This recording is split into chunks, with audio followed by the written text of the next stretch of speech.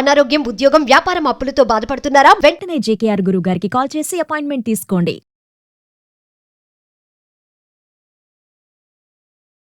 Suman TV ప్రేక్షకులకు నమస్కారం. నేను ఉదయశ్రీ. ప్రెజెంట్ మనతో ఉన్నారు కేరళ జ్యోతిష్యం బ్రహ్మశ్రీ డాక్టర్ జేకేఆర్ గారు.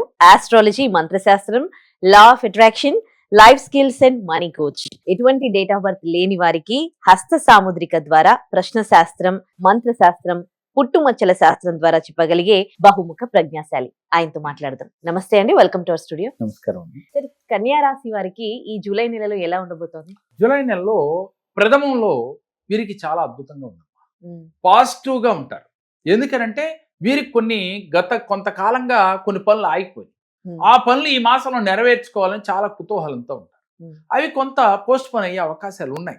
కానీ వీరు ప్రథమంలో మాత్రం ఆ పనులు నేను నెరవేర్చుకోగలను అనే ఒక దృఢ సంకల్పంతోనే ఉంటారు వాస్తవానికి. కానీ కొంత డిలే అయ్యే అవకాశాలు ఉన్నాయి.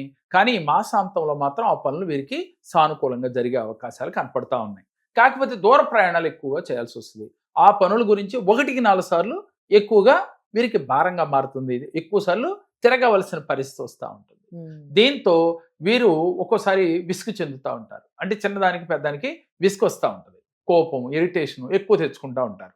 ఈ చిరాకులో ఇంట్లో భార్యతో కానీ భర్త కానీ ఎవరైతే ఈ కన్యా రాశి వారు ఉంటారో వారు ఎదుటి వారిని తెలియకుండా కొంత తోలనాడే పరిస్థితి ఉంటుంది. అంటే ఆ చికాకులో కావాలని మాట్లాడరు, కానీ ఆ చికాకులో కొంత కోపంతో, ఇరిటేషన్తో మాట్లాడుతూ ఉంటారు. దానివల్ల అక్కర్లేని విభేదాలు సృష్టించుకుంటారు.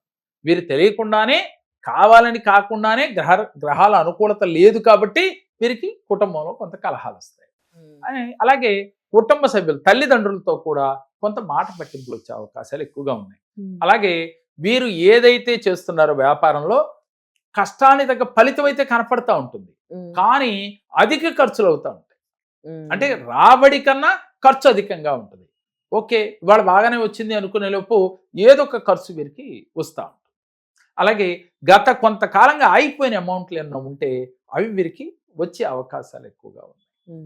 ముఖ్యంగా ఈ కన్యా రాశి వారికి అన్ని విధాల బాగున్నప్పటికీ కూడా కొంత డిలే అయ్యే అవకాశాలు ఎక్కువగా కనపడతా ఉన్నాయి ప్రతి పనిలో కూడా. అలాగే లాయర్లకి మంచి మంచి పారితోషికాన్ని అందుకోగలుగుతారు. అంటే మంచి మంచి వీళ్ళకి కేసులు వస్తూ ఉంటాయి. లాయర్లకి ఈ మాసంలో చాలా ఊరట కలిగే మాసం అని చెప్పాలి. అలాగే స్పెక్యులేషన్ చేసే వారికి ప్రథమం, ద్వితీయం, తృతీయంలో కూడా యావరేజ్గానే కనపడతా ఉంది. సినీ కళాకారులకి చాలా బాగుందనే చెప్పాలి. కాకపోతే కొంత ఆరోగ్య భంగం కలిగే అవకాశాలు కూడా కనపడతా ఉన్నాయి. మిగతా విషయాలు అన్నిటిలో కూడా సినీ కళాకారులకి చాలా ఊరట కనపడతా ఉందమ్మా. రాజకీయ నాయకులకు కూడా చాలా బాగుందని చెప్పాలి. మంచి పేరు, ప్రతిష్టలు ఉంటాయి. కాకపోతే ఏంటంటే వీరు ఎక్కువగా ప్రయాణాలు ఎక్కువగా చేయవలసిన అవకాశాలు ఎక్కువగా ఉంటాయి. అంటే సహజంగా ప్రయాణాలు రాజకీయ నాయకులు అంటే చేస్తూ ఉంటారు. ఈ మాసంలో కొంచెం ఎక్కువగా చేయవలసిన పరిస్థితులు కనపడతా ఉన్నాయి. ఎందుకని దానివల్ల అధిక ఖర్చులు అవుతూ ఉంటాయి. అలాగే టీవీ కళాకారులు ఉంటారన్నమాట. వాళ్ళకి చాలా ఆశాజనకంగా కనపడతా ఉంది. వ్యవసాయదారులకు కూడా చాలా ఆశాజనకంగా ఉంది ఈ మాసం అంతా. అంటే గ్రహాలు అనుకూలత లేవు అని చెబుతూనే, కాకపోతే కొన్ని గ్రహాలు అనుకూలించడం వల్ల అప్ అండ్ డౌన్స్ ఈ మాసంలో ఎక్కువగా కనపడతా ఉన్నాయి.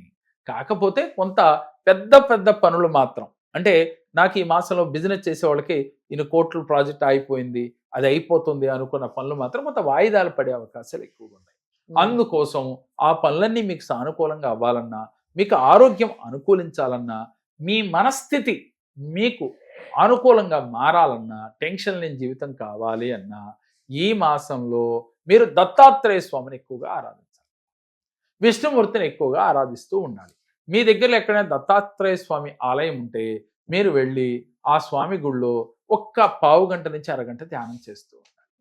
లేదు మీరు గుడికి వెళ్ళలేరు, ఇంట్లో దత్తాత్రేయ స్వామి ఫోటో ఉన్నా కూడా ఆ పూజా మందిరంలో కూర్చుని ఆయన ముందు ఆ స్వామి అనుగ్రహం కలిగినట్లుగా, అంటే గురుగ్రహం యొక్క అనుగ్రహం కలిగినట్లుగా, మంచి జ్ఞానం వచ్చినట్లుగా, మీకున్న పనులన్నీ కూడా ఆటంకాలు లేకుండా మీకు సానుకూలంగా అవుతున్నట్లుగా మీరు ధ్యానం చేయాలి. ఇలా చేయటం వల్ల మీకు మంచి జరిగి తీరుతుందమ్మా.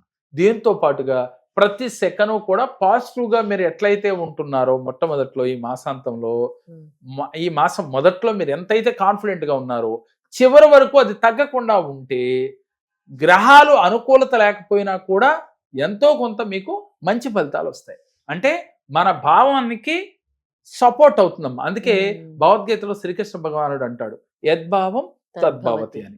మరి ప్రథమంలో మీరు చాలా కాన్ఫిడెంట్ గా ఉన్నారు, ద్వితీయం తృతీయంలోకి వచ్చేసరికి డేలా పడిపోతా ఉన్నారు, నిరాశ చెందుతూ ఉంటారు. అందుకని అలా కాకుండా మొట్టమొదట్లో ఎలా ఉన్నారో ఈ మాసాంతము కూడా అదే దృఢ సంకల్పంతో నాకు రేపు అవుద్ది, ఇవాళ అవ్వలేదా రేపు అవుతుంది అనే కాన్ఫిడెంట్తో ఉంటే డెఫినెట్గా 2 రోజులు లేట్ అయితే అవ్వచ్చు, కానీ ఈ మాసంలో వీళ్ళకి సానుకూల ఫలితాలు వస్తాయి. ముఖ్యంగా ఈ గోచారిత్య ఫలితాలు మాకు జరగటం లేదు, ఇది నిజమా కాదా అని సందేహం వలదు. జన్మ జాతకంలో మీకు 100కి 90% ఫలితాలు వస్తాయి, 99% కూడా ఫలితాలు మనం చెప్పుకోవచ్చు. ఈ గోచారిత్య ఫలితాలు అందరికీ సంబంధించి చెప్పాయి కాబట్టి జన్మ జాతకంలో ఎవరైతే సమస్యలు ఫేస్ చేస్తున్నారో కన్యా రాశి వారు ఒక్కసారి ఈ కేరళ జ్యోతిషాన్ని సందర్శించినట్లయితే వారి జీవితంలో ఎందుకు ఈ సమస్యలు వచ్చినాయి, దాని నుంచి ఎలా బయటపడాలి, ఏం చెయ్యాలి అనేది పూర్తిగా వివరించి వారిని ఆ సమస్య నుంచి బయటికి తీసుకురావచ్చమ్మా.